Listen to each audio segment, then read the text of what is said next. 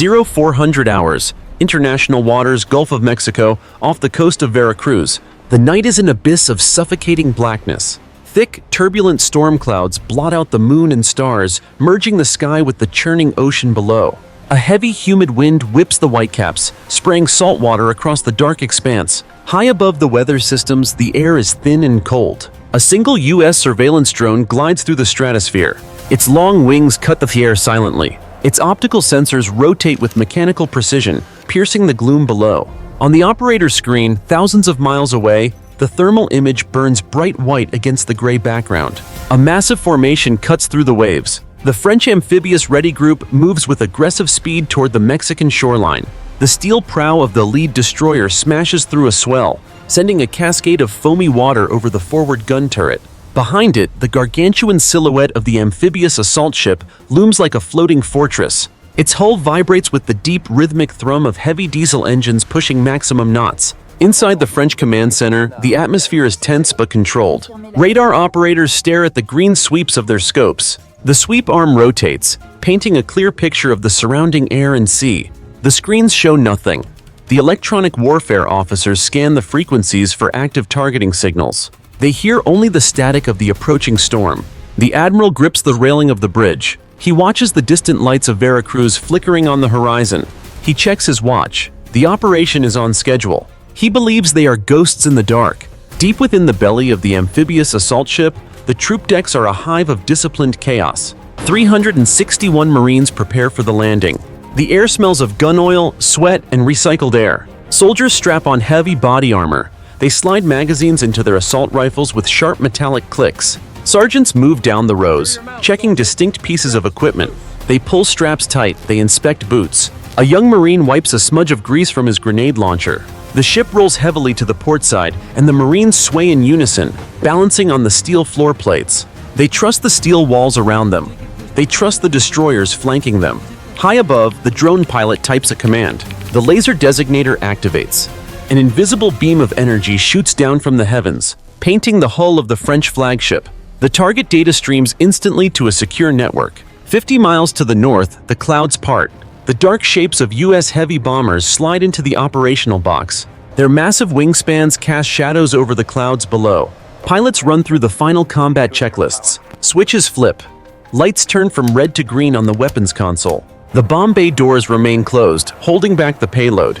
The aircraft banks slowly, aligning with the vector of the French fleet. The trap is set. The hunter waits for the final word. The radio remains silent, but the intent screams through the data link. The French fleet sails blindly into the kill zone. 0430 hours, stratosphere, 30,000 feet above the Gulf of Mexico. The air outside the cockpit is 50 degrees below zero. Ice crystals form on the reinforced glass. The massive engines of the U.S. heavy bombers drone with a low, earth-shaking vibration that rattles the flight stick. Inside the dimly lit flight deck, the pilot watches the digital countdown reach zero. A coded message flashes across the encrypted display. It is the final authorization. The weapons systems officer flips a series of toggle switches. Safety covers snap open. The master arm light glows a lethal red. The pilot pushes the intercom button. The command is short. Doors open. Beneath the fuselage, the hydraulic actuators whine. The massive bomb bay doors groan and split apart. The violent slipstream roars into the open belly of the aircraft. The wind howls like a banshee, tearing at the internal struts. Hanging in the racks are the dark, angular shapes of the long-range cruise missiles. They look like sleeping predators. The clamps holding them rattle slightly against the turbulence. Weapons away. The clamps release with a sharp metallic clank. The first missile drops free from the rack. It tumbles into the freezing void for a split second. Gravity takes hold. It plummets toward the cloud deck below. Then, the internal computer wakes up. The folding wings snap out with a violent crack. The tail fins deploy. The turbojet engine ignites with a burst of bright orange flame. A high-pitched whine cuts through the night. The missile levels out. It accelerates instantly. Seconds later, the next missile drops. Then another and another. The sky fills with falling shapes. 12 missiles detach from the lead bomber. 12 more drop from the wingman. They streak downward, leaving trails of white exhaust in the cold air. They dive toward the ocean surface, seeking the thick air near the water to hide their approach. On the flight deck, the aircraft shudders as the weight falls away. The pilot pulls back on the yoke. The bomber banks hard to the left, turning away from the target zone. The sensor operator watches the screens. 24 green dots separate from the aircraft and converge on a single vector. They are no longer dead weight. They are autonomous killers. They skim the tops of the whitecaps, flying at subsonic speeds, invisible to radar at this altitude. They hunt the heat of the French engines. 0440 hours, sea level, 15 miles east of the French convoy. The ocean heaves violently under the storm clouds. White foam streaks the black water as the waves crash against each other. 24 winged shapes slice through the humid air, holding a steady altitude barely 10 feet above the wave crests. They move with robotic synchronization. The turbojets emit a high-pitched whine that gets lost in the roar of the wind. Salt spray lashes against the sensor windows on the missile noses. The machines are relentless. They do not tire. They do not hesitate. The lead missile's computer locks onto the distinct thermal signature of the forward frigate. It relays the target data to the rest of the swarm via a burst data link. The formation splits instantly. 6 missiles peel off to the left, banking hard against the wind. 6 peel to the right. The remaining 12 maintain a direct, unwavering course for the massive heat source in the center of the fleet. They accelerate. The engines throttle up to maximum thrust. The air around the intakes shimmers with heat. They cover the final miles in seconds. On the bridge of the lead French destroyer, the routine silence shatters. The close-in weapons system radar finally burns through the storm clutter. It detects the incoming threat at point-blank range. The console lights up with multiple fast-moving contacts. The electronic warfare officer slams his fist on the alarm button. The klaxon howls through the ship corridors. Officers spin around, coffee cups crashing to the floor. The captain grabs the radio handset. He yells the order to brace for impact. The automated defense guns on the deck spin their barrels with a mechanical growl. Tracers erupt into the night, stitching a desperate wall of lead across the sky. The gray shapes of the cruise missiles emerge from the darkness like sharks breaching the surface. They ignore the tracers. They dive. 0450 hours, bridge of the French command ship. The red strobe of the general quarters alarm pulses against the steel bulkheads. It paints the terrified faces of the bridge crew in alternating flashes of blood red and shadow. The scream of the klaxon is deafening. It drills into the skull, drowning out the storm outside. Officers shout coordinates over the din, but their voices crack with urgency. The air is electric with panic. The captain grabs this brass railing as the massive vessel heels hard to starboard. The floor tilts violently at a 20-degree angle. Navigation charts slide off the command table and scatter across the deck. The helmsman fights the wheel, his knuckles white, trying to swing the massive bow into the threat. On the external monitors, the defensive chain guns roar to life. The ship shudders under the recoil. Streams of heavy tungsten rounds tear through the dark sky, creating a glowing curtain of fire. The noise is a continuous, ripping sound that shakes the reinforced glass of the bridge windows. The American missiles are too fast. They weave unpredictably, dodging the incoming fire with pre-programmed evasive maneuvers. One missile explodes mid-air, clipped by a lucky round. A fireball blossoms orange and dies instantly in the sea spray, but 5 more slip through the gap. They ignore the flares bursting around them. They level out. They aim for the waterline. The radar officer stares at the screen. The blips merge with the center of the display. He looks up. Through the rain-lashed glass, he sees the exhaust plume of the lead missile. It grows larger. It fills his vision. The roar of the incoming jet engine overpowers the ship's alarms. He freezes. There is no time to run. 0452 hours, the outer defense perimeter. The ocean surface is lit by the strobe light effect of desperate tracer fire. The guns of the lead frigate spin wildly, tracking the multiple threats. The barrels glow white-hot, but the math is against them. The swarm is too dense. The first missile slams into the frigate. It strikes amidships, just above the waterline. The impact velocity drives the warhead through the reinforced steel plating as if it were paper. It detonates deep inside the main engineering section. A massive fireball erupts outward from the ship's center. It tears the hull plating open. Jagged sheets of steel fly hundreds of feet into the air. The explosion guts the engine room instantly. The 4,000-ton vessel lifts bodily out of the water from the force of the blast. The keel snaps with a sound like a gunshot that echoes across the waves. The ship breaks its back. The bow and stern fold upward. On the nearby destroyer, the crew watches the frigate die. Before they can traverse their guns, 2 more missiles strike their own vessel. One hits the helicopter hangar, the other hits the bridge tower. The hangar explosion ignites the aviation fuel stored on the deck. A wall of liquid fire sprays across the stern, incinerating the flight crew. The bridge impact shears the top of the superstructure off completely. The radar mast topples, crashing down onto the forward turret, crushing the gunners inside. The defensive line collapses. The burning wrecks of the escort ships drift aimlessly, listing heavily to the side. Thick black smoke billows into the storm, choking the air. The path to the amphibious assault ship is now wide open. 0455 hours. Starboard side of the French amphibious assault ship. The flagship is massive, a floating city of gray steel. It sits exposed in the water, stripping away the protection of its burning escorts. The storm winds whip the black smoke from the destroying frigates across the assault ship's flight deck. The phalanx defense guns mounted on the catwalks spin wildly. They spit a final, desperate stream of tungsten rounds at the incoming shapes. The barrels overheat. The ammunition drums run dry. The guns click empty and spin down. The missile swarm converges. 7 distinct warheads adjust their flight paths in the final second. They aim for the center of mass. They do not miss. The first missile slams into the starboard hull, 20 feet above the waterline. The impact sounds like a thunderclap that cracks the sky. The shape-charged warhead punches through 3 inches of reinforced naval steel as if it were drywall. It enters the lower vehicle storage bay. It detonates.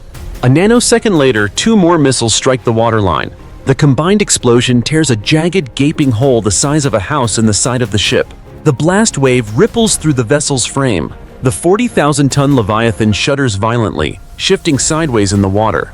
Inside the bridge, the shockwave throws the admiral across the room. He smashes into the navigation console. Monitors shatter. Glass rains down on the deck. The main power grid fails instantly. The bright tactical lights die, plunging the command center into darkness. A second later, the emergency red lighting flickers on, bathing the chaos in a bloody glow. Down below, the sea rushes in. Billions of gallons of water surge through the ruptured hull. The ocean consumes the lower compartments. It smashes bulkheads and drowns the engine intakes. The ship groans, a deep metallic scream of twisting girders. It begins to list heavily to the right. The horizon line tilts. The floor becomes a slide. 0456 hours. Main troop berthing, deck 4. The world ends in a flash of blinding white light. One of the delayed fuse warheads punches through the inner bulkhead and detonates directly in the center of the berthing compartment. The blast wave expands faster than the speed of sound. It obliterates the first 3 rows of triple-stacked bunks instantly. It vaporizes steel, mattress foam, and flesh in a microsecond. The shockwave slams into the remaining 300 Marines like a physical hammer. It lifts them off their feet. It hurls them across the compartment. Bodies smash against the steel walls with sickening thuds. Bones snap under the force. Heavy body armor offers no protection against the concussion. Lungs rupture. Eardrums burst. A fireball rolls through the enclosed space. It consumes the oxygen. It incinerates uniforms and skin. The heat melts the plastic stocks of assault rifles. The fire suppression system triggers, but the pipes are sheared. Instead of water, high-pressure steam hisses into the inferno, scalding the survivors who crawl on the deck. The ship lists violently to 30 degrees. The floor becomes a steep ramp. Unsecured gear lockers tear loose from the walls. They slide down the incline. They crash into the pile of wounded men at the bottom, crushing legs and chests. Heavy crates of ammunition tumble freely, smashing fingers and skulls. Then, the water hits. The ocean rushes in through the ruptured hull plates below. It bursts up through the buckled deck grating. It is black, freezing, and mixed with burning diesel fuel. It rises rapidly, swirling around the waists of the Marines pinned under the debris. The red emergency lights flicker and die. Total darkness engulfs the screams. 0510 hours, the well deck, stern of the sinking assault ship. The cavernous launch bay is a death trap. The ship lists 30 degrees to starboard, turning the flat steel deck into a treacherous slide. Knee-deep water sloshes violently against the bulkheads, mixed with hydraulic fluid and oil. The massive stern gate grinds open, exposing the bay to the storm-tossed ocean outside. The roar of the fire above echoes off the metal walls, amplifying the sound into a deafening, continuous thunder. Thick, oily smoke pours down from the ventilation shafts, blinding the deck crew. A massive landing craft, loaded with a battle tank, strains against its securing chains. The ship rolls heavily in a wave trough. The steel chains pull taut. They ping like rifle shots. Then, the starboard chain snaps. The sound is like a whip crack. The heavy metal links whip through the air, slicing through a hydraulic line on the wall. High-pressure fluid sprays out, misting the air. Gravity takes over. The landing craft slides uncontrollably across the wet deck. It gathers speed. The hull screeches against the steel floor. It slams into the starboard bulkhead with the force of a freight train. The impact crumples the side of the hovercraft. The tank inside breaks loose. It shifts, crushing the operator's cabin instantly. Outside the ship, the ocean is a nightmare. Fuel from the ruptured storage tanks on the upper decks cascades down the side of the hull. It pools on the surface of the water. Debris from the flight deck, burning tires, crates, and helicopter parts, rains down, igniting the fuel slick. A sheet of orange fire blankets the waves. Desperate sailors leap from the railing of the flight deck 80 feet above. They flail in the air. They hit the water with bone-shattering force. Those who survive the fall surface into the burning fuel. They gasp for air and inhale fire. They thrash in the inferno, vanishing beneath the black boiling sludge. A rigid-hull inflatable boat attempts to launch from the portside davit. The cable jams. The boat swings wildly, smashing against the hull of the dying ship. It flips over, dumping its crew into the abyss. 0530 hours, western edge of the debris field. The cohesion of the French task force is gone. The ocean is a graveyard of burning steel and oil. The only surviving combat vessel, a battered frigate, attempts to break contact. It limps away from the slaughter, listing 5 degrees to port. Black smoke pours from its funnel, mixing with the storm clouds. The hull is scarred with shrapnel pokes from the earlier missile bursts. On the bridge, the French executive officer barks orders into the voice tube. He demands maximum power. The engineering crew overrides the safety governors on the diesel engines. The pistons hammer violently, the shafts turn. The ship shudders as it pushes through the heavy swell, trying to reach the safety of the Mexican territorial limit. 3 miles ahead, the water disturbs. A periscope shears through a wave trough, leaving a feather of white foam. A U.S. attack submarine rises from the depths like a black leviathan. It breaches the surface directly in the frigate's escape path. The sail drips water. The submarine does not fire. It does not need to, it simply occupies the lane. The French frigate initiates a hard emergency turn to avoid a collision. The rudder jams. The stressed hydraulics fail under the sudden pressure. The steering gear snaps with a loud metallic pop. The warship loses control. It carves a wide, clumsy circle in the ocean. A mile to the east, the gray shapes of 2 U.S. destroyers emerge from the rain squall. Their bows cut the water aggressively. Their forward guns train on the crippled French vessel. The turrets track the target with computerized precision. They flank the wounded ship, boxing it in. On the French bridge, the radio crackles. The message is plain English. It is not a request. The French officer looks at the burning horizon. He looks at the U.S. destroyers closing the net. He looks at the water rising in the well-deck monitors. He drops the handset. The engines wind down. The screws stop turning. The ship drifts, dead in the water, surrendering to the inevitable. 0600 hours, the kill zone, Gulf of Mexico.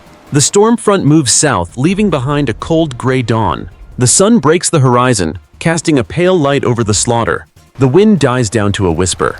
The ocean heaves gently, indifferent to the violence it just witnessed. The massive silhouette of the French amphibious assault ship is gone. It rests on the silt of the ocean floor, 3,000 feet down. On the surface, a thick, iridescent slick of diesel fuel stretches for 2 miles. It shimmers with rainbow colors in the morning light.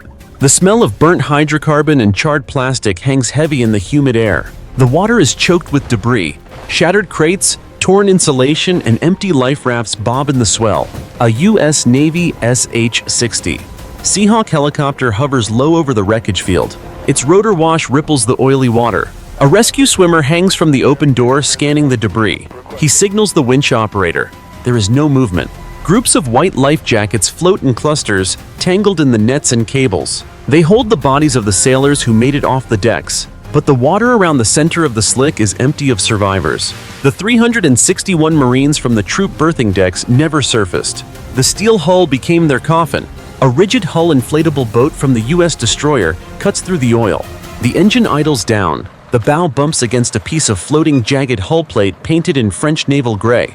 A U.S. sailor reaches out with a boat hook. He snagged a floating helmet. He pulls it aboard. He looks at the water. It is silent. The U.S. task force forms a perimeter around the graveyard. The destroyers hold their position, guns trained outward, asserting total dominance over the sector. The threat is neutralized. The blockade is absolute.